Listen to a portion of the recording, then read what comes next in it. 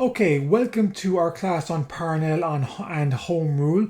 This is the re-emergence of the Repeal Association to repeal the Act of Union in the late 19th century. Of course, it wasn't known as repealism at this time. The movement adopts a new movement, the Home Rule movement. So the idea would be that Ireland would get Home Rule, a semi-independent parliament in Dublin, but of course Ireland would still remain within the United Kingdom as well. First of all, I want to begin with a colloquialism. What is a colloquialism? Again, as part of our writing enriched studies. Colloquialism is a word or phrase that typically is not used in literary language or formal academic prose. So, for example, some critics try to straddle the fence between standard and revisionist interpretations of history. And so it's recommending here that you substitute some non-colloquial phrase for straddle the fence. It's all a bit subjective, really. I mean, to be honest, to me, straddle the fence would not strike me as particularly problematic. But there is an element of subjective matter on this. But broadly speaking, you should try and avoid kind of like phrases that are too colloquial in your formal writing. Okay, so Isaac Butt. Isaac Butt was born in Donegal, and for a long time he served and represented a kind of ascendancy interests in Ireland.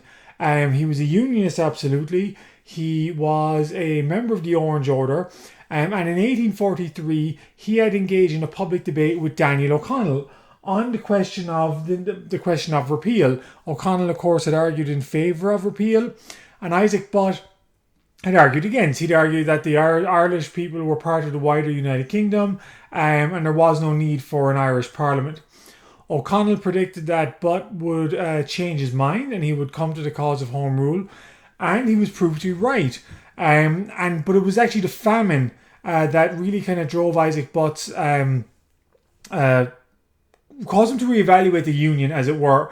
The fact that the Irish people were essentially left to their own devices by Britain, that British taxpayer money was not really spent on alleviating the hardship in Ireland, to him called the whole Union into question. If the people of the United Kingdom, they're supposed to be one people, you can't, in his mind at least, you can't section off certain people and say, well, only your tax money can be used for your relief, and our tax money can be used for our relief. That went against the spirit of the Union, and he becomes a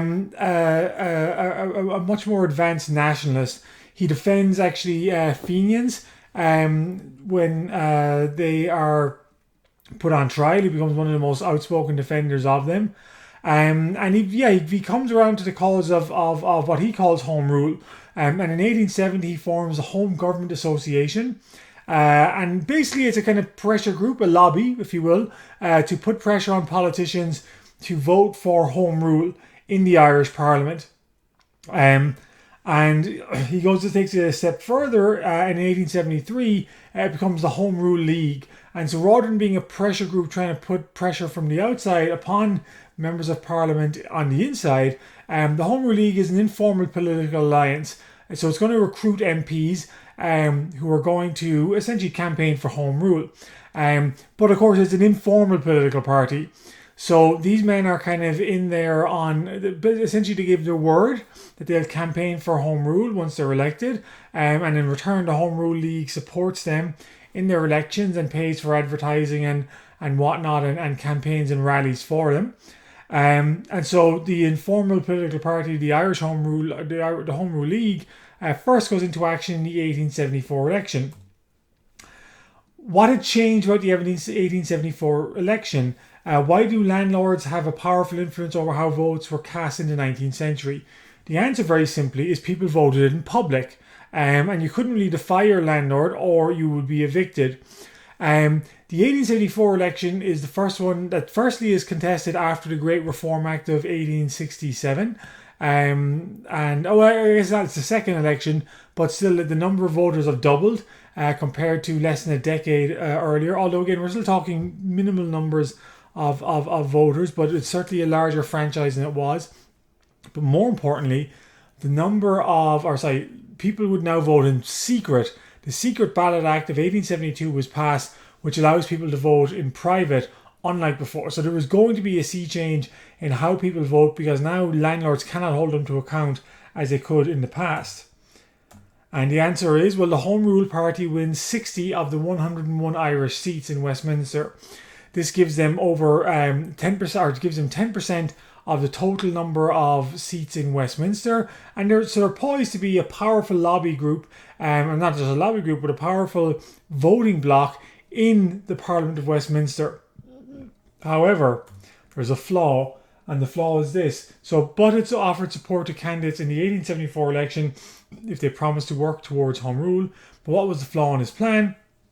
The flaw in his plan was basically that people could take Home Rule money and support, go get elected, and then promptly forget about Home Rule. And many of the people who took the Home Rule League's pledge, saying they would nominate for Home Rule, actually were kind of ex-Liberals who voted in lockstep with the Liberal Party and don't really support the cause of Home Rule at all. Yet there were a minority of those people who were committed Home Rulers, who had been elected, and they decided it's time for a change of tactics to be a bit more disruptive if they want to get achieve what they aim to achieve.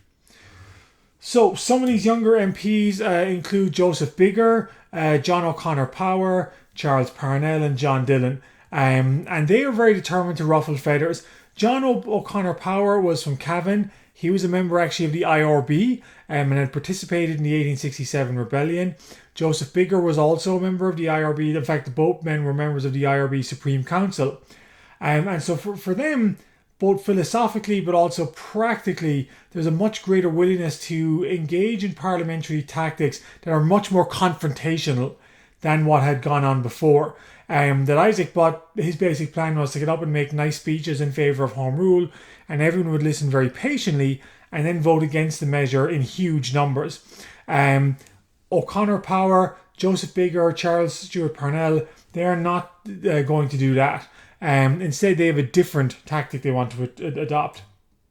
So, in American politics, how have politicians traditionally tried to stop legislation they have disagreed with when they didn't have the votes to defeat it?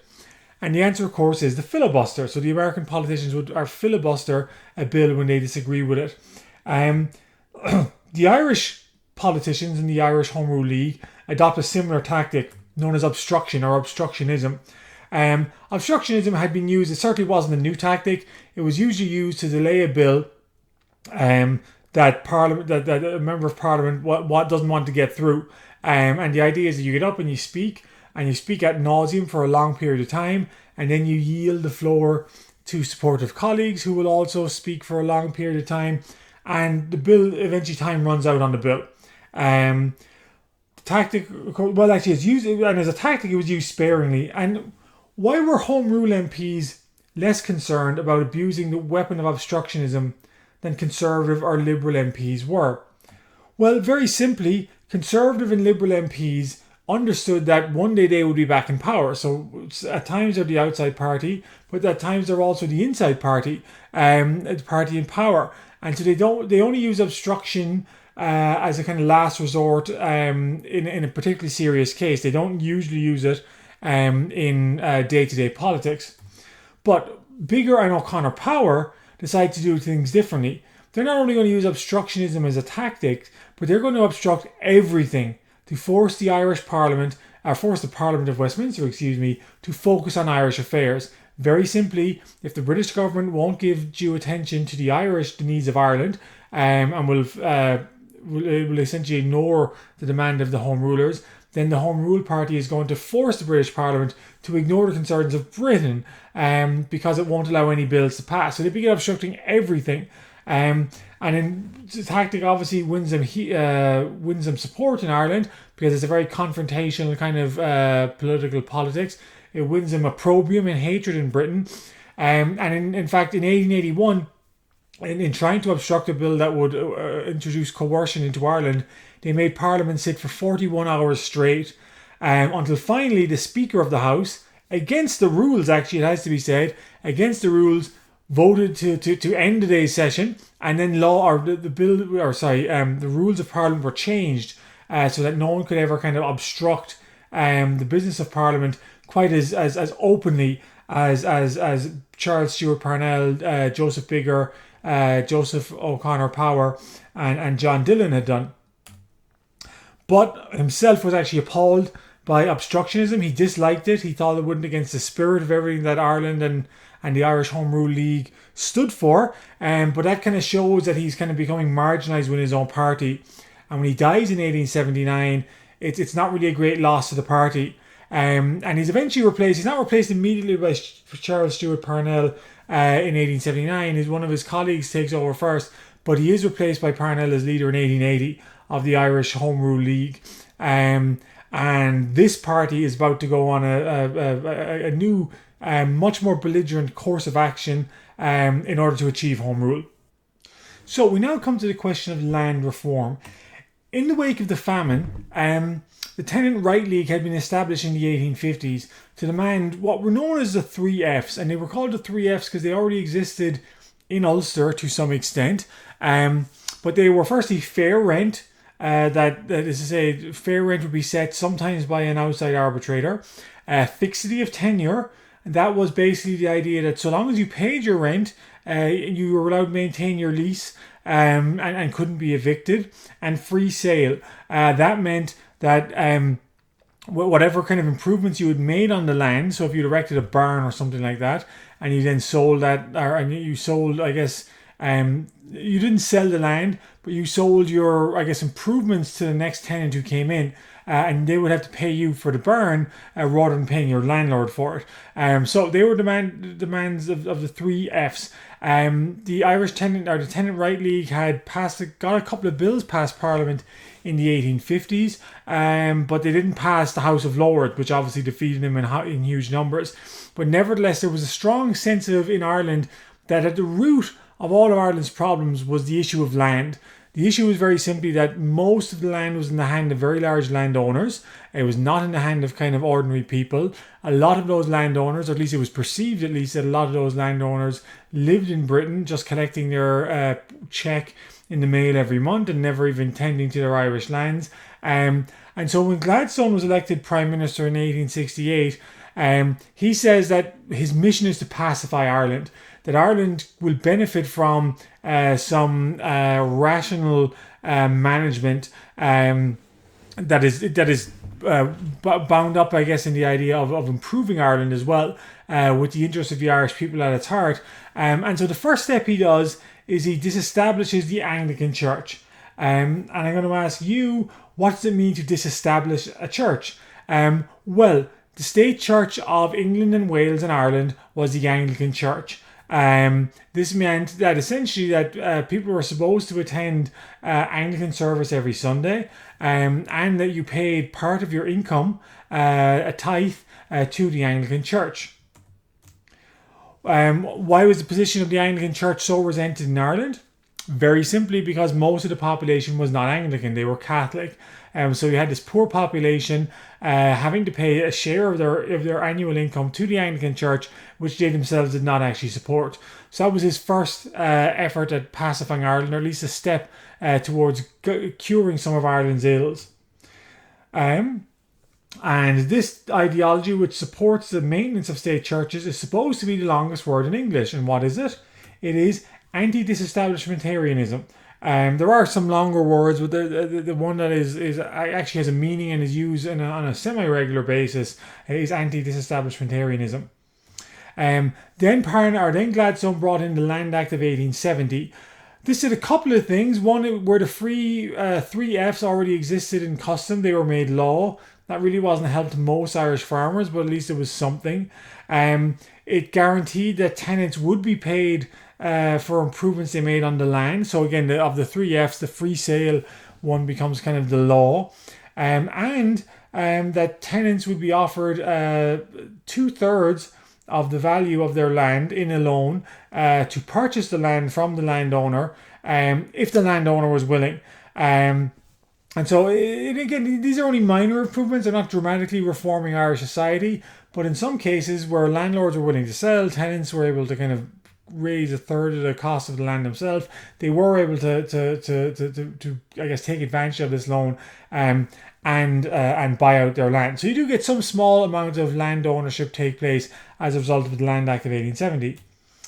However, the 1870s in general, economically, are not a great time. There's the Panic of 1873, which leads to a slump on the world market. Agricultural exports in particular are badly hit. And as the money begins to dry up in Ireland, in some areas, Ireland kind of emerges in crisis again, especially in Connacht.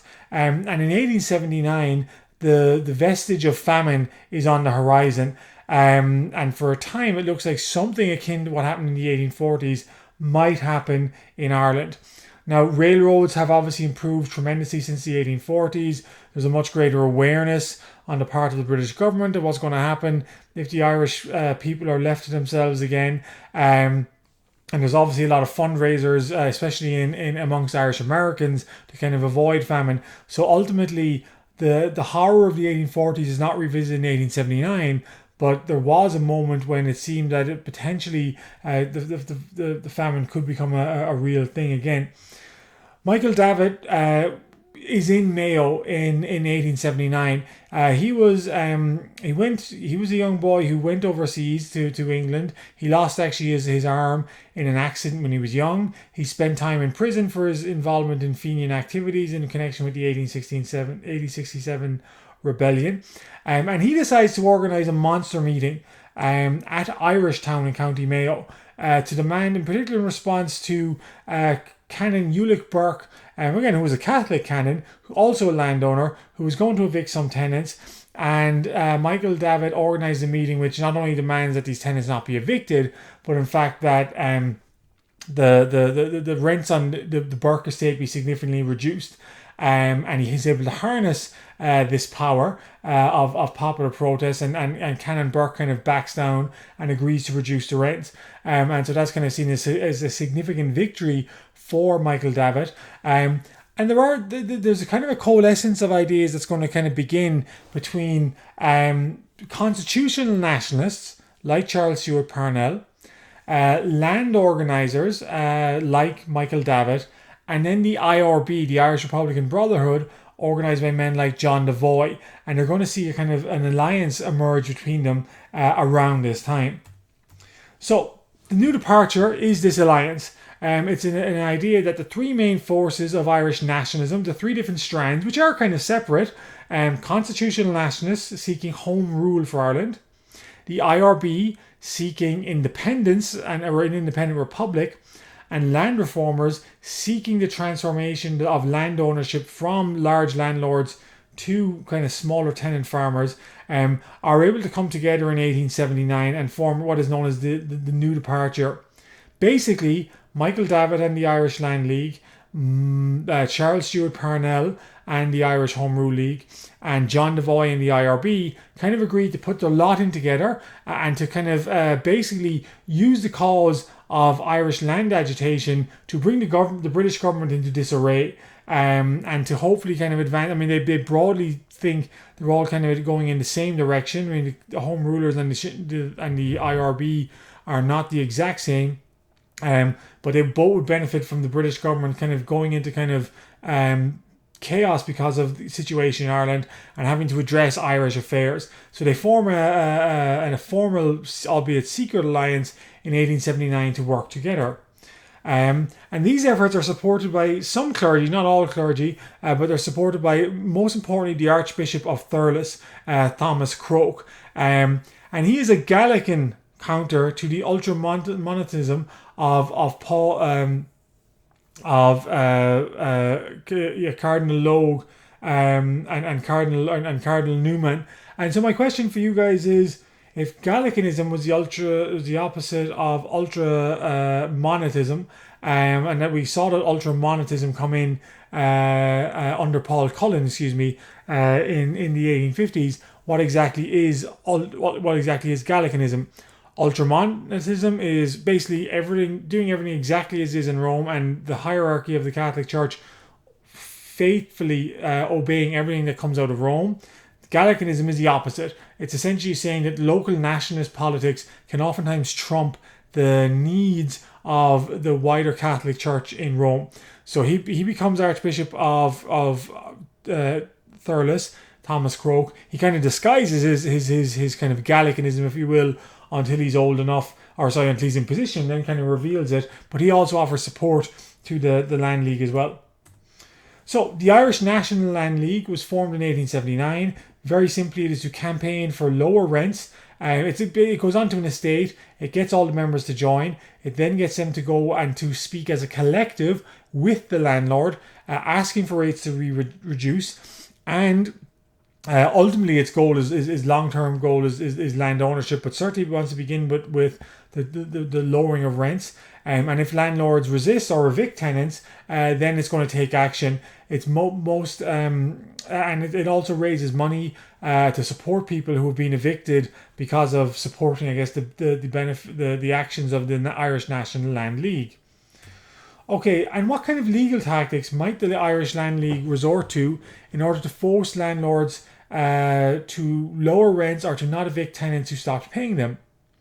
Well, very simply, they developed the tactics of shunning, of socially isolating any landlord or any landlord's agent who refuses to concede to their demands, and so be it, especially with lowering a rent. So the idea is that if someone refuses to lower the rent, they are to be shunned, socially ostracized at all points in their interaction with the wider society, as a way of being coerced into giving lower rents. And this is obviously very difficult for the British government to police because there is no law really against socially isolating someone, and so they're kind of powerless to stop it as they were. And they first put it in place in Mayo in 1879, and this Irish land agent who gave his name to the practice of shunning those one disagrees with. Well, what was his name? Captain Charles Boycott. Obviously, we are familiar with the word boycott today, and with the first person who was subjected to a boycott was Charles Boycott. He was an agent of Lord Erne, who had an estate in Mayo, and he refused to lower the rents. And then he was socially ostracized. The mailman wouldn't deliver his mail. Shopkeepers wouldn't serve him. Everyone would cross the street when he came walking down. They wouldn't salute him. They wouldn't even make eye contact with him. And he found the experience to be deeply isolating, him and his family. His crop was going to go to ruin until 50 or so Orange Order Ulster Unionists could be found who would go down to Mayo, who would save the harvest, but they did so escorted by thousands of police. And so the harvest was saved, but financially was utterly ruinous to save the harvest. And Captain Boycott quit the area, quit his job, left the area, and his landlord, Lord Erne, was left with no choice but to reduce the rents. And so it was a tremendous first initial success for the Irish National Land League. Okay, so the period of time from 1879 to, it goes on till after 1886, but at the beginning of 1879, 1880, in particular, this is known as the Land War. The Irish National Land League is agitating on estates. It's winning, a lot of times winning concessions of rent and lowering the rent for tenant farmers. And at least publicly, it is committed to non-violent members. And Parnell, as a supporter of the Irish National Land League, in fact, the president of the Irish National Land League, encourages supporters to be non-violent.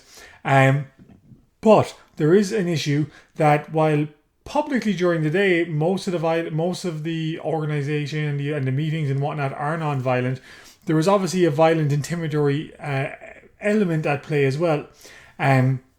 Basically, at night, landlords who have refused to lower the rents, sometimes are attacked in their homes. Sometimes their cattle they slash the Achilles tendons or the calf muscles of the castles, which is a particularly unpleasant practice. And so there was always a violent kind of fringe organising around the Land League, which in the main itself was peaceful, but it allowed the British public to claim that the Irish National Land League essentially was a terrorist front, that it says one thing during the day, it does another thing at night, and certainly some of the members of the Irish National Land League would have been involved in this violence as well. And perhaps the most infamous case came with Peter Dempsey, murdered in 1881. So the previous year, a guy called Martin Birmingham had been evicted from his land because he refused to pay the rent. Peter Dempsey, a Catholic, took the land instead, and he was warned off occupying that land, but he refused to kind of move, and then he was shot dead when he was walking with his family to mass in 1881. And not only was he shot dead, but then the funeral was shunned as well, and they were really kind of made to feel as outliers in this community. So there is a violent element at the kind of that always goes hand in hand with the non-violent pacifist tactics of the Irish National League. Gladstone comes back into power in 1880, so he's been out of power for 7 years or 6 years in Britain, and he believes that Ireland can still be improved through rational management, but he introduces a coercion bill first, suspending civil liberties in Ireland. Basically, the government can arrest anyone without trial who is either suspected of committing a crime or suspected of supporting the committing of a crime. So they really have a very broad range of powers in which to suppress the activities of the Irish National Land League. And why would Gladstone do this? I mean, if he says he wants to reform Ireland, why would he introduce measures to kind of help? He had to introduce a coercion bill first. And the answer was simply politics, that Ireland is kind of seeing an increasing state of national agitation, with, of course, the deliberate organisation of the New Departure politics, the Irish Home Rulers getting into bed with Irish Land Leaguers. And so he wants to introduce some kind of remedy for Ireland, but he feels he needs to be tough on crime first. And he introduces the coercion bill. Then he introduces, that same year, he introduces a new land bill that does a couple of things. One, it makes the 3 Fs, so fair rent, fixity of tenure, and free sale, the law of the land throughout the island. He establishes land courts where tenants can take their landlords to court and have their rents reduced. Interestingly, it introduces the principle of dual ownership. That is to say that the Irish Land Act of 1881 recognises that both the landlord and the tenant kind of dual own the land, if you will. And that kind of is suggesting at least that they're going to pave the way ultimately for a kind of mass land purchase. And finally, he improves the terms of the Land Act, which gives out loans to allow people to purchase their property. So before, you could get 2/3 of the cost of the land as a loan from the British government. You can now get 3/4 of the cost of the land as a loan from the British government. Okay, the land bill that comes in, this presents a serious problem for Parnell. And my question is, why does it present a problem for Parnell? And the answer is, well, a lot of people in Ireland are going to be pretty satisfied with this bill. But if he is trying to harness agitation about land management into harness that energy and convert it into a kind of cause of home rule, then if everyone's satisfied with what Gladstone's done, or at least if enough people are satisfied, that is going to diminish Gladstone's diminish Parnell's support. So he decides to insist that the bill is not enough. He begins making provocative speeches about William Gladstone and also William Forrester, the Chief Secretary of Ireland. He begins saying that this is selfish, this is not doing enough. He's trying to keep his supporters hostile to the bill. And eventually he's arrested under the terms of the Coercion Act of 1881 for publicly supporting, or at least he's accused of publicly supporting the committing of crime. And he's locked in prison. And when he's in prison, he says that he issues a proclamation called the No Rent Manifesto, calling on Irish tenant farmers to refuse to pay their rent until he and his colleagues are released. And so it's kind of a confrontation between Parnell and Gladstone over the question of essentially of Gladstone's Land Act. He does this for a number of months, but eventually he kind of realizes that he's kind of backed himself into a corner, or at least he's gone as far as he can go. That the land association with the Land Act has kind of is basically one of diminishing returns, and he needs to kind of find a way out. So he secretly negotiates the Kilmainham Treaty with Parnell. That will do a couple of things in return for the British government basically paying much of the back rent that the Irish tenant farmers had refused to pay as a result of Gladstone's call, or sorry, Parnell's call. The Irish tenant farmers refused to pay. He will pacify Ireland, he at least will agree to work towards the pacification of rural Ireland as opposed to working towards its agitation as he had done for the previous 2 or 3 years. And Gladstone agrees to that deal, and that's known as the Kilmainham Treaty. And then this.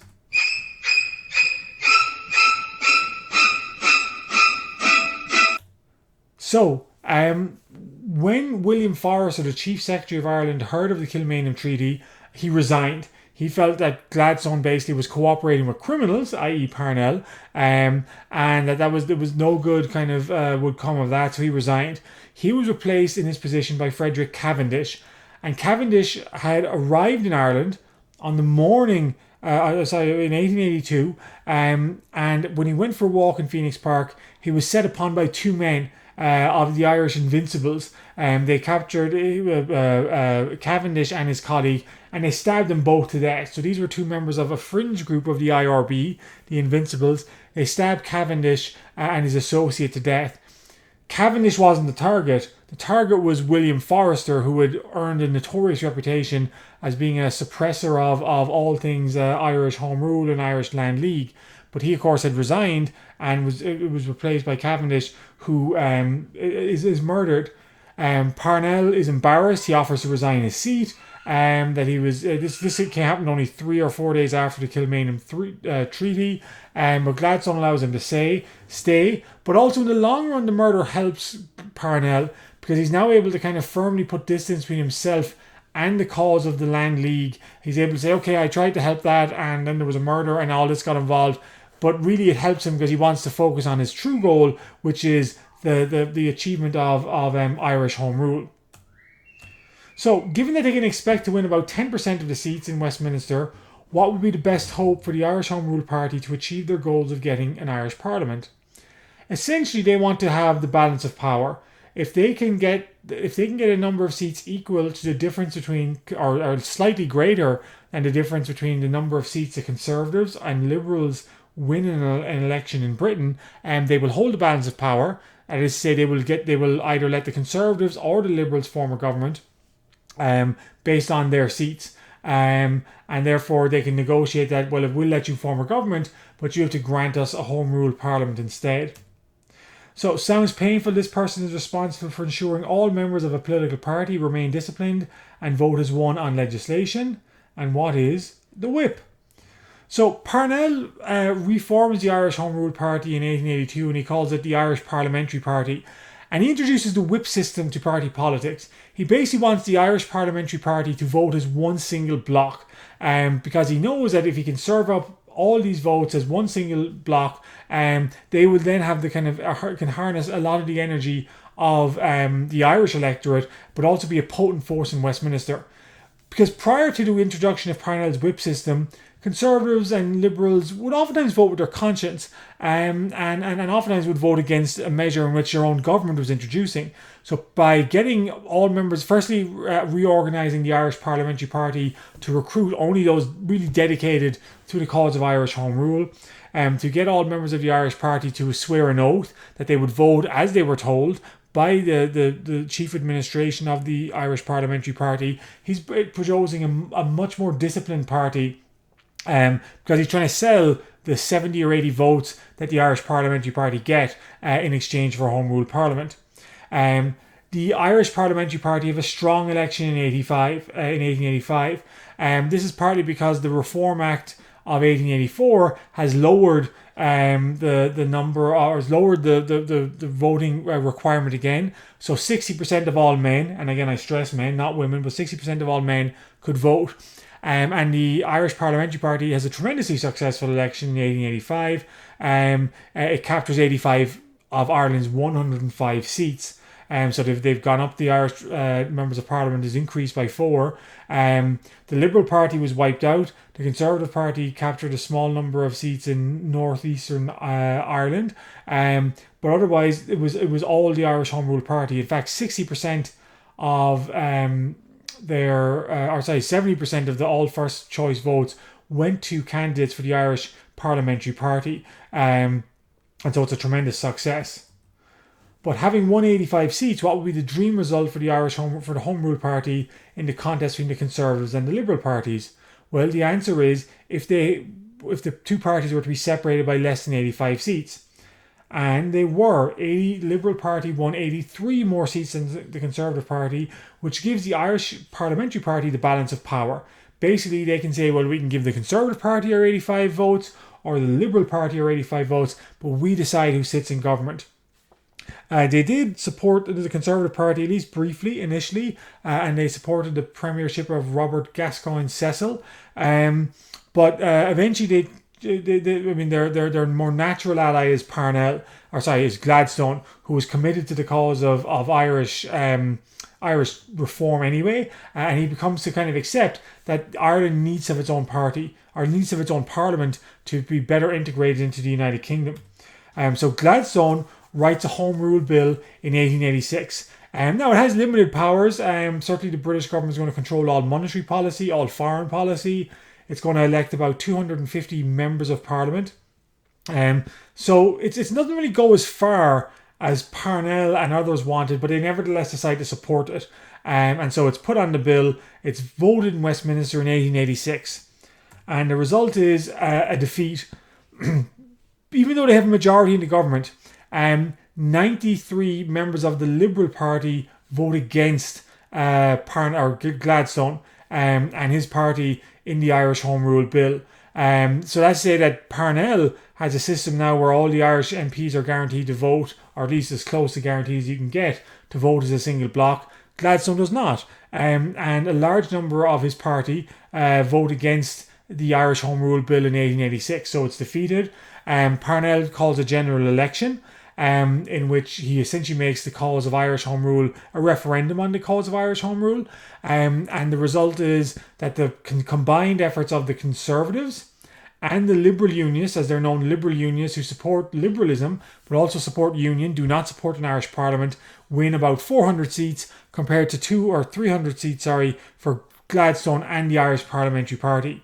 So Gladstone supports Home Rule, but Home Rule is not past Parliament, and therefore the bill is defeated.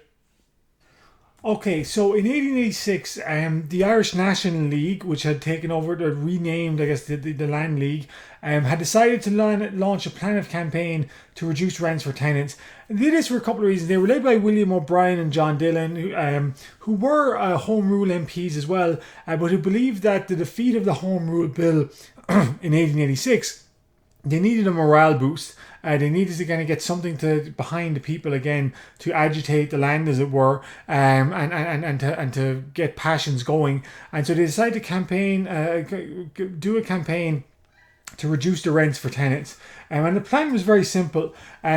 They would go to a landlord and they would propose that the rents that they paid would be reduced. And if the landlord agreed, obviously that would be all fine. If the landlord didn't agree, they would then pay a local agent, and oftentimes the local agent was a parish priest, to support. And this would be done for two things. One, either the landlord would eventually concede, and then the rent would be paid to him because it was held in check by the agent or the parish priest. Or it could be used to support tenants who would be evicted by the landlord as a result of this campaign.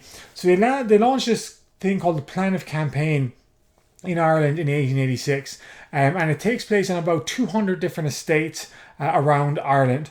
And it has mixed success. On about 80 of the estates, the landlords agreed to reduce rents.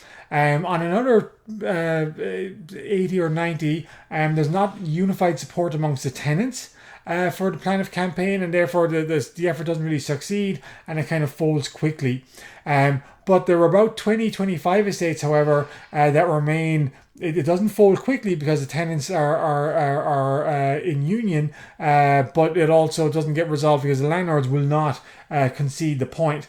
And so the Plan of Campaign gets this kind of pulses racing again on these estates as it tries to kind of generate momentum for the cause of Irish nationalism more kind of generally.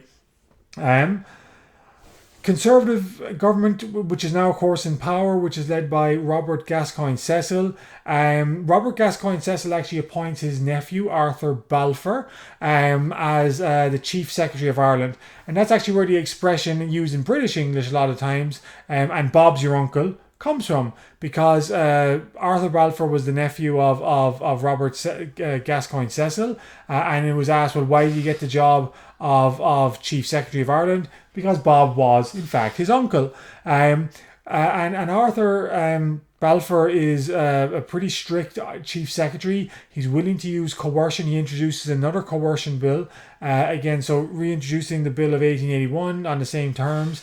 It's used to assist with evictions. Police oftentimes, as you can see here, break down the doors of people who are resisting, walling themselves up in their home. They're dragged out by the police. And oftentimes the roofs of their houses are pulled in as well, to kind of prevent them from coming back. So this is an age, of course, when media is beginning to take hold and pictures can be taking place. And so oftentimes there are very visual images of the kind of the plan of campaign and of the suffering of tenant farmers being blasted on Irish newspapers. But Arthur Balfour is determined to resist the kind of efforts to pressure the landlords at all costs. This also results in a massacre at Mitchelstown in County Cork in 1887. There was men there giving speeches in favour of the tenants. The police were on hand trying to record the speeches, record what someone said, to essentially to jail them later on for supporting the plan of campaign. They're heckled at by protesters. The protesters interfere with them taking notes, and then the police open fire and kill 5 people. And so temperatures are definitely rising in Ireland due to the plan of campaign. And one of the landlords, one of the landlords who tries to kind of defeat the plan of campaign is Arthur Smith Barry. And he says, well, why don't some wealthier landlords who can afford to take the short-term hit purchase these estates from landlords who might be in distress? And that's why they've been targeted, of course. They're landlords who are, landlords who were very comfortable were not targeted because they would not be kind of defeated easily. But landlords whose estates were kind of in arrears, who were in debt anyway, they were more targeted because they were considered soft targets. So Arthur Smith Barry purchases an estate in Youghal in County Cork, which is on the plan of campaign, because he's able to resist the desire of the land league to the demand for lower rent. His tenants back in his original farm and his land in Tipperary then go on strike, and so he evicts them as well. He evicts the tenants in Youghal, he evicts the tenants in Tipperary. The tenants then take themselves off and establish a new town called New Tipperary, and begin working towards a kind of more putting in place the kind of the community they wanted to have on Arthur Smith Barry's estate initially. The problem, however, is the cost of all of this. That as more and more people are getting evicted, they have to be supported financially. Arthur Smith Barry, that the Irish National League, which was responsible for supporting all these people, it basically is taking on too many tenants. Its fundraising cannot meet the demands of the Irish tenants, and basically it starts to kind of fracture. And the plan of campaign, while continuing, is looking less and less likely to succeed because of essentially of withdrawal of funds. And Parnell tries to remain in the background in all this. He has decided from 1882 onwards not to really get involved in matters of land and land ownership, because for him now, he served the land cause as best he could, and he's now focusing solely on matters of home rule. Even though he is actually still the president of the Irish National League, but he lets it run away in the background, run by its lieutenants, and he's trying to avoid sullying his reputation in Britain. And because he's draws more closely to Gladstone, he doesn't want to be kind of associated with the criminality that oftentimes was associated with the Irish land campaign. And there was a criminal element that certainly played somewhat of a role in that as well. In the end, of course, Parnell's reputation is going to get sullied in Britain, but it's not going to have anything to do with the plan of campaign. So there was 2 major scandals involving Parnell. The first one, he was completely vindicated, and the second one, he was not. The first one began with the publication in 1887 of a series of letters allegedly written by Parnell, in which he talked about the Phoenix Park murders. You remember those murders of Frederick Cavendish and Burke back in 1882, where he basically spoke approvingly of the murders. And it made it seemed like Parnell was saying one thing in Parliament, but actually was totally engaged in criminal activity and whatnot on the other. So he alleged that these letters so Parnell allegedly was supporting crime on the one hand, secretly, while publicly maintaining that he couldn't ever support criminality. And so Parliament investigated these letters, and the investigation carried on for a couple of years, until in 1889, in February of 1889, a journalist called Richard Pigott was kind of placed, and he gave sworn testimony, and he essentially admitted that he had forged the letters. And this was a tremendous victory for Parnell. Gladstone in particular, so when he returned to Parliament after Pigott's confession, he was given a standing ovation. Gladstone was appalled by the behaviour of some of his Conservative colleagues, who had been, gung-ho, full sure that Gladstone had written these letters when he had not. And the two men actually drew closer. Gladstone actually went to visit, Parnell went to visit Gladstone in his home in Hawarden. And we bear in mind that 5-6 years earlier he was arresting Parnell and putting him in prison. It was a remarkable turnaround. And so that's in 1889. And that essentially marks the high watermark of Parnell, because another scandal is going to emerge that he was not absolvent of blame in. So when Parnell was named as a co-respondent in 1889 in a divorce case by William O'Shea, Captain William O'Shea of Galway, who was a Home Rule MP, initially at first it was considered to be another smear campaign, that Captain William O'Shea was a disgruntled MP, or so it was assumed. He had named Parnell as a co-respondent. In other words, he was partly responsible for his marriage breaking up with his wife, and it was considered to be kind of another smear campaign. Except Parnell actually was having an affair with Kitty O'Shea, or Catherine O'Shea as she's known. And in fact, not only was having an affair, but had fathered her 3 children. And not only that, but he had supported Captain William O'Shea's career, advancing to become an MP, despite the fact that actually when he was initially selected in Galway, the local committee didn't want to choose him at all. It was Parnell who insisted that William O'Shea be given the place on the Irish Parliamentary Party ticket. And of course now it becomes kind of obvious that he was doing this to buy Captain O'Shea's silence. So it's kind of a tawdry affair where Parnell, who actually was unmarried himself, having an affair was one thing, and that maybe would have survived, or Parnell would have survived that, but it was having the children out of wedlock, and of course compromising himself with the promotion of Captain O'Shea's career in return for essentially for his silence on the divorce. That was assumed that was a bridge too far for a lot of people. In fact, Captain William O'Shea, he only kind of came out in 1889 because he was supposed to Catherine O'Shea was supposed to inherit a large sum of money from an aunt, and he wanted to get hold of that. But once it became obvious that money would not be forthcoming, then he kind of he had no more to gain from Parnell or Catherine O'Shea, and he named them in his divorce campaign. So Parnell marries Kitty O'Shea when their divorce went through, but this caused a huge divide in the Irish Parliamentary Party. Gladstone says we cannot support Parnell as leader, full stop. This will not fly in Victorian Britain. This is a scandal that is far too kind of great for me to overcome. Parnell needs to go as the leader of the Irish Parliamentary Party. The Irish Parliamentary Party splits. 28 of its MPs remain loyal to Parnell. 44 walk out and form the Irish National Federation. And what happens in the summer of, in 1881, and again, the question is, should they remain loyal to Parnell, or should they have insisted that he resign? Well, we could have listened to your opinion, but of course, this is the end result is that he stuck on as leader, would not resign, and split the party. A series of by-elections were fought between anti-Parnell and pro-Parnell candidates in Ireland in 1881, I think 3 or 4. Each one of those was won by the anti-Parnell side. The Catholic Church, which had always been kind of a little bit suspect about supporting a Protestant leader of the Irish Home Rule movement, now kind of gives voice to its opposition. And not all, but most of the Catholic bishops sign a letter saying that Parnell needs to go.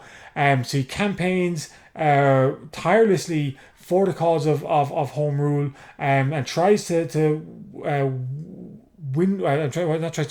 tries to kind of brace himself through the storm, but he becomes ill in the summer of 1891, and he dies. He dies a relatively young man. He's only 41 or 42 years old, but he dies, and in some ways, well, that kind of part puts the Parnell question to bed, but it doesn't fully do so, because there's going to be the second Home Rule Bill. So the Irish Parliamentary Party was divided between the Irish National League, which supported Parnell, and the anti-Parnell Irish National Federation, which walked out. So there was, in terms of their MPs, they were kind of split between 28 supported the Irish National League and supported Parnell, but the majority of the MPs were anti-Parnell. And so they fight the 1882 election kind of on a pro versus pro versus anti-Parnell campaign. And it's a decisive victory for the Irish National Federation. They certainly get more enough of the first place votes, but they win actually 7 times the number of seats. Now, their proportion of the vote is not quite as big as that, but because they have introduced a first past the post system, they win a decisive victory over the anti-Parnell, over the pro-Parnell candidates in the 1892 election.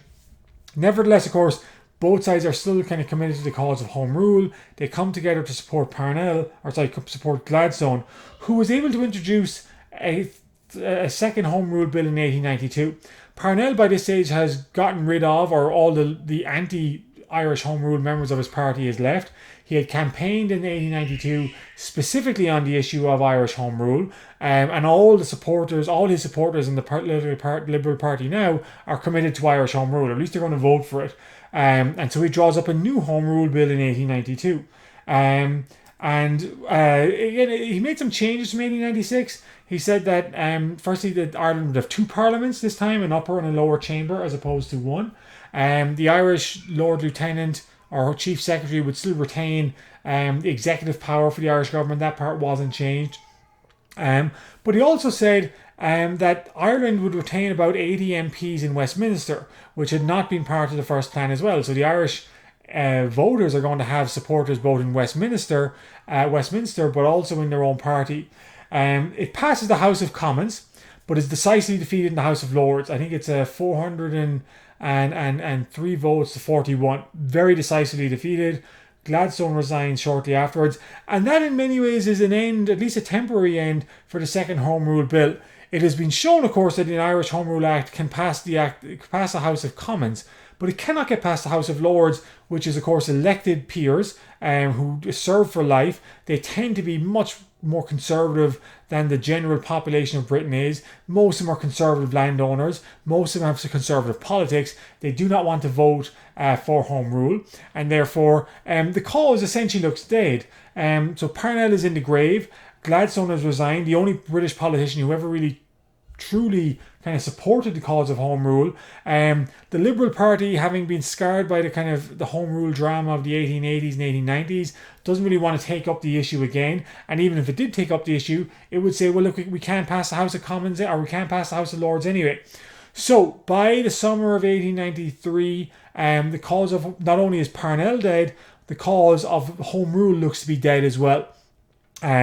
But we're going to see that there's a new millennium and new changes, and eventually Ireland is going to emerge with a much more kind of aggressive demand for independence than merely Home Rule.